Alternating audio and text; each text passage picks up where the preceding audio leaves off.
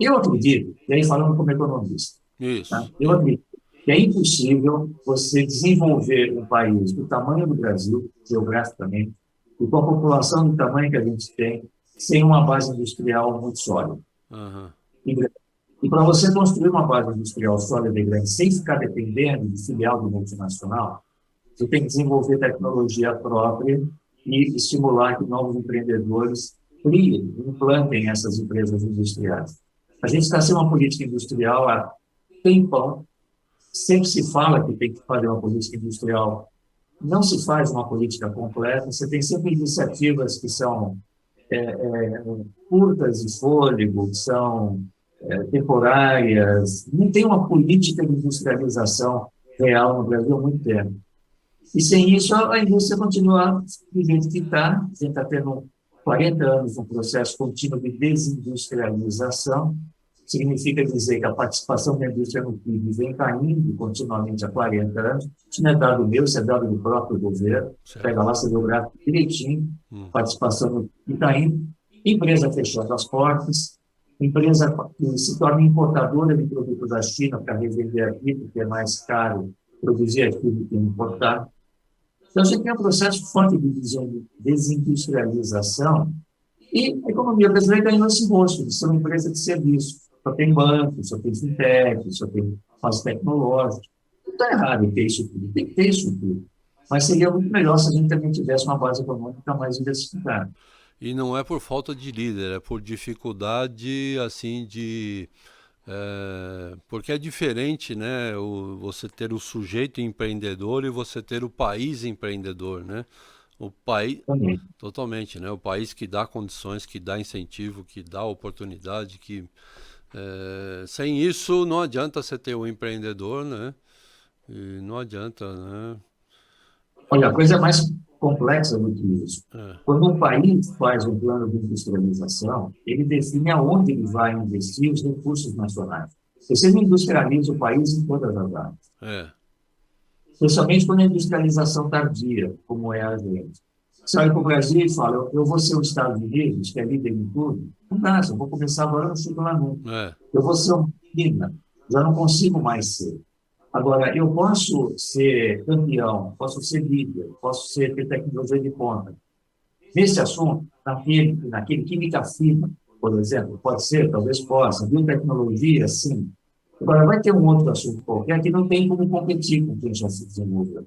Então, o país ele faz escolhas. Eu vou me fortalecer nestas atividades industriais.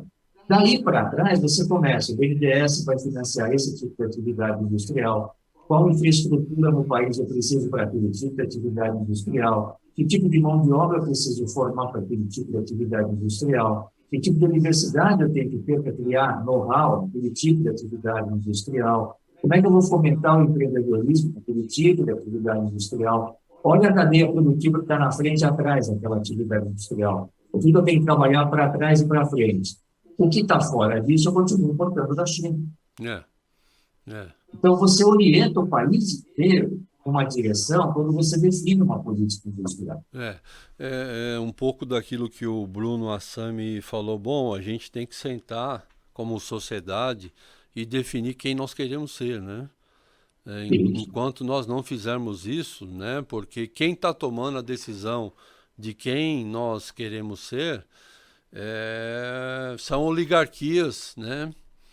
Que vão se revezando no governo e quando eles estão no governo, eles tomam atitudes que fortalecem os seus polos oligárquicos, né? E aí a gente fica olhando, né? Meio que, né? Olhando assim essas coisas acontecendo e assistir um país ser a 12ª economia do mundo, né? Dados macroeconômicos interessantes e dados microeconômicos, que é o da população, que é o do cidadão, péssimos, né? Então, e aí porque não fomos envolvidos, enfim. Mas, e aí o que eu acho engraçado é as pessoas se assustarem, né? E nem agora saiu uma notícia aí, não, porque, pô, agora o escândalo no governo Lula, que distribuiu 60 milhões de reais para fazer o seu trabalho de coalizão. O Lula é um político de coalizão partidária. E quem votou nele e achava que ia ser diferente, não tem condição, né, de pensar de forma, de não ter capacidade crítica, de enxergar as coisas desta forma, né? Assim como o Bolsonaro era um oligárquico de oligarquia rural. Então, os caras que se deram bem foram os caras que têm produção agrícola, né? A agroindústria que exportou tudo que tinha e o retalho vendeu no Brasil mais caro do que exportou. E assim a gente vai sucessivamente, né, sendo administrado, né, por oligarquias, por interesses que são de pequenos grupos, né? É isso aí que... Olha, a gestão pública brasileira, no plano federal, há décadas, estou falando do governo Alves, há décadas, é medíocre. É, É absolutamente medíocre. é, Você vê o perfil dos líderes que nós tivemos nos últimos 20, 30 anos, é um mais medíocre do outro. Você não pode tirar coisa boa de um líder medíocre. é, E todos são intelectualmente medíocres. Nenhum estudou, nenhum se capacitou. Eles são políticos. são Eles políticos, sabem né? manipular as coisas para permanecerem nos cargos, serem eleitos. Então, Brasília é a metrópole portuguesa do século XVIII. Né?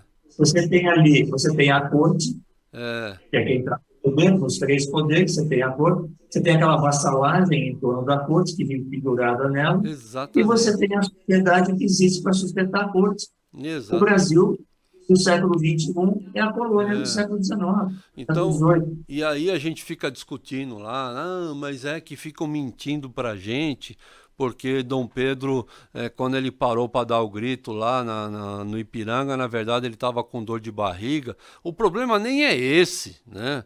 O problema é que a independência foi declarada no Brasil porque Portugal ia tornar o Brasil colônia de novo, né?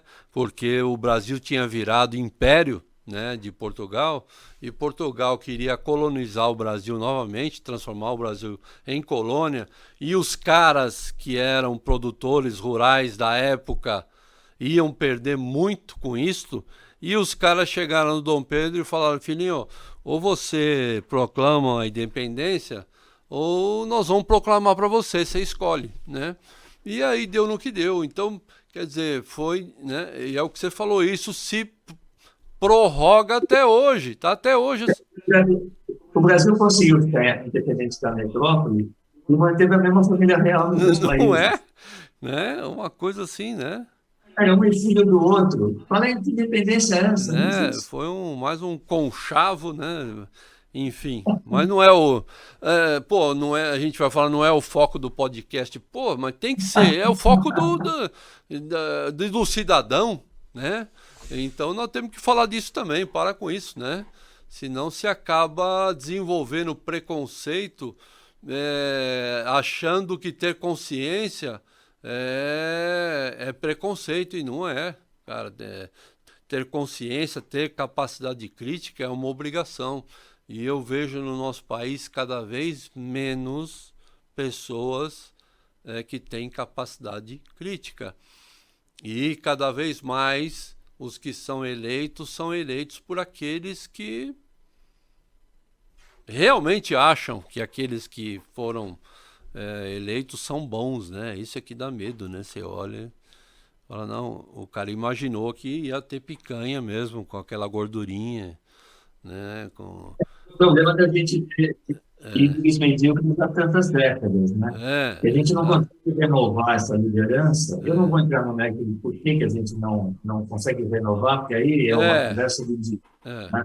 Hum, Mas a gente sempre está se vendo frente a vários candidatos e nenhum deles tem uma característica muito positiva. Eles não se destacam da mediocridade média do político brasileiro.